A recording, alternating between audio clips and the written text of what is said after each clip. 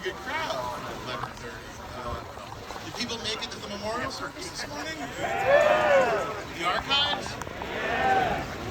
This is a hell of a weekend, I gotta say. I was really excited, and then when I started getting pictures of the tents, I got crazy excited. It's very good to see everybody. Here we go. Lampoon members, guests, Cambridge homeless people, and homeless people that were Lampoon members.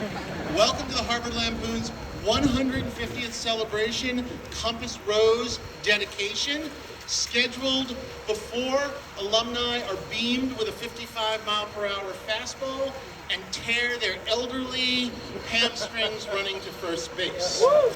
I am David Mandel, former chair of the board, and now member of the Lampoon Building Committee, along with Kurt Anderson, Bob Geer, somewhere, John Gillespie, and Andy Pforzheimer. To begin today, a celebratory performance of Carter Burwell's Fanfare for the Common Fool, performed by our special guests, the Boston Pops, featuring Yo-Yo Ma and guest conductor Gustavo Dudamel. Let's hear it for the Boston Pops.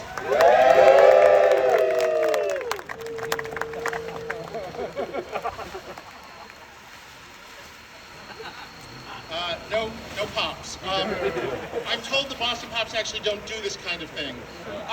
So without further ado, Carter Burwell's Fanfare for the Common Fool.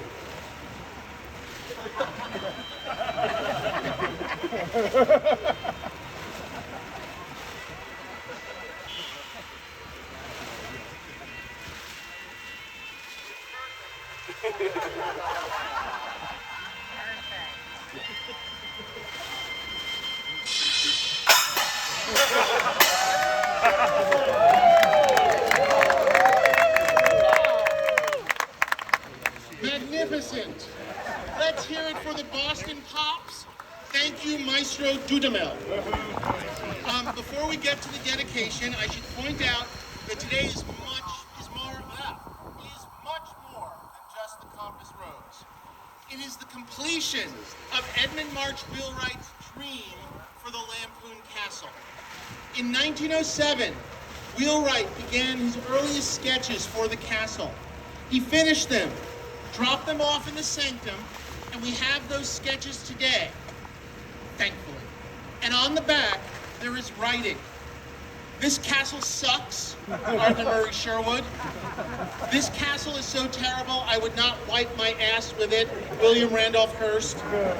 And go fuck yourself, Ralph Wormley Curtis. But here we are today, having put the finishing touches on a castle that I think even William Randolph Hearst would have proudly wiped his ass with, as would we all.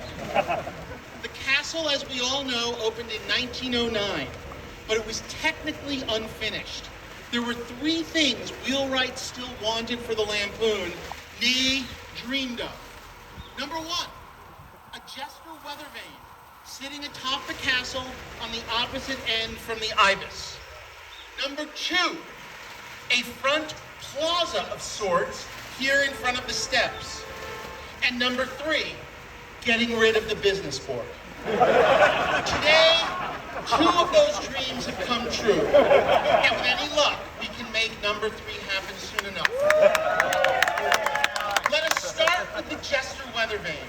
Hard to see from here, absolutely impossible actually, but she sits aloft Lampoon's cupola, designed by undergraduate Aidan Peters from the class of 28. It is crafted from 24-karat gold with ivory hair highlights and rare purple emeralds. But from down here, it looks just like crappy copper.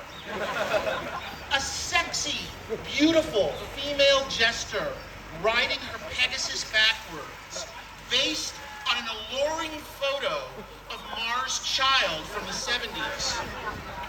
Mars was and is really, really hot. But you really got to see this photo from the 70s. It looks like a Studio 54 photo or something. It's crazy. If only you could see the weather vane from here. But look up and pretend you can see it, and see how sexy it is.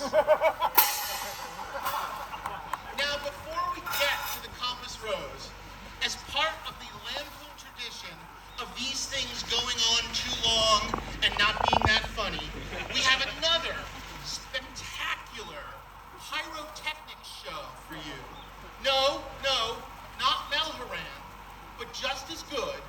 I am pleased to invite to the stage the Lampoon's second best fireworks expert, Melvin Boran.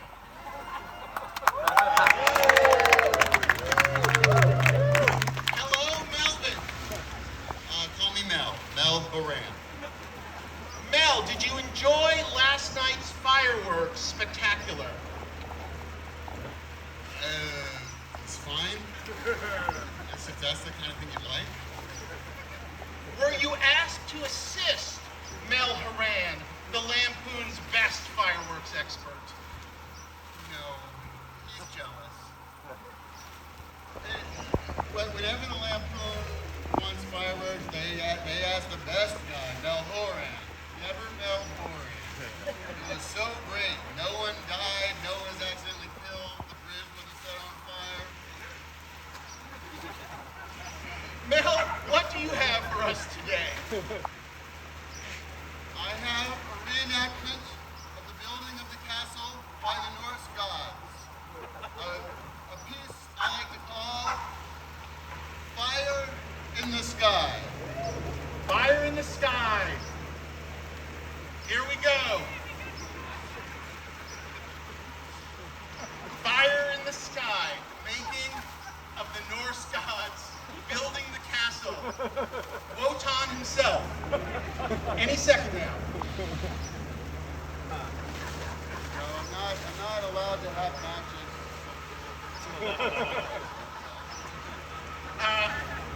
Mel, I should point out that sparklers are illegal in the state of Massachusetts. Fuck!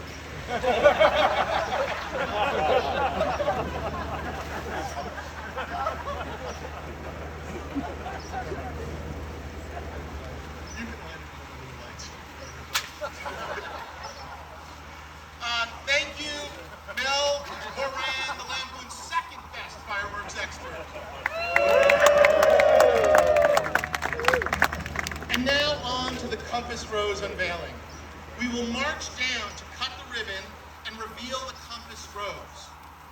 I do want to take a moment to mention the compass was designed by Lampoon friend Bonnie Siegler. Bonnie, where are you? Right there. And cast by the Historical Arts and Casting Company of West Jordan, Utah, which a decade ago created and cast 100 decorative cast iron pieces in the restoration of the Capitol Dome, which was then attacked on January 6th by Donald Trump and his minions. Buried last week beneath the compass is a Lampoon time capsule featuring art by our own Nick to be opened in 2176 at the Lampoon's 300th anniversary. It contains a worst-case scenario, plans to rebuild the castle, and a sample of Jim Downey's hair for cloning purposes.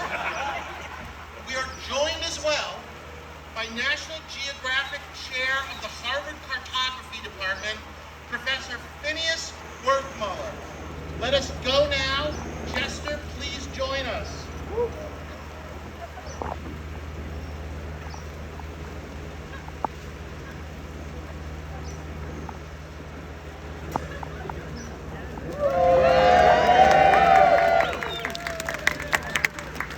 Do the honors, Chester. Oh, man.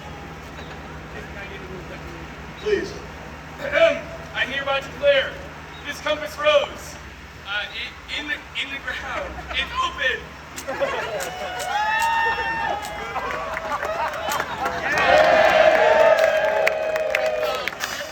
The audience, grab a brick, a complimentary brick. Here we go. Ta-da!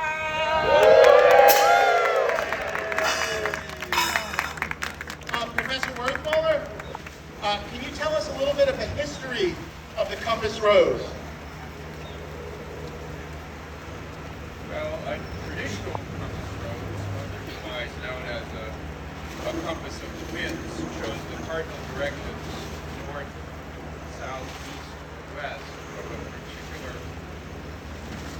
place on planet Earth. But this seems completely inaccurate.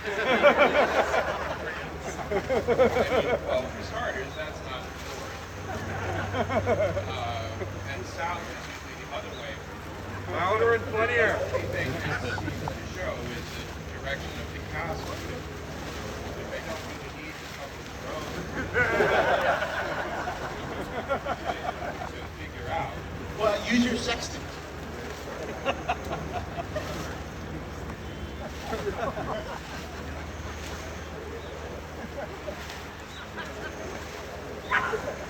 Yeah, it's still, I mean, I've seen kindergartens do better. Compass roses than this, although Thank you, unfortunately, Thank you, Professor. Roses are not done enough in Thank you, kindergarten Professor. in the United States anymore. Thank you, Professor Goldmiller. Thank you. If this is the face of the Sphinx, this is now the tongue, and this is the tab of acid. Please enjoy the compass rose and trying to see the sexy, sexy weather vane. I beg of you, no masturbating. And please do not steal either of them. I think we can agree this is why Wheelwright went insane and was locked away in a mental hospital. Thank you. Let us end once again with an encore performance by the Boston Pops.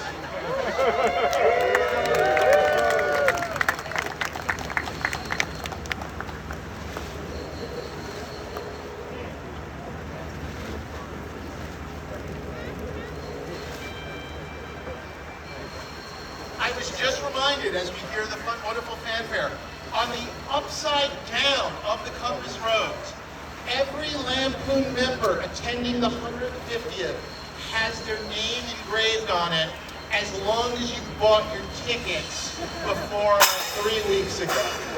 So those of you that were like, I don't know, I'm not sure who's going, I don't really know. Sorry, in 150 years, no one will remember you. Thank you, see you at Fenway Park.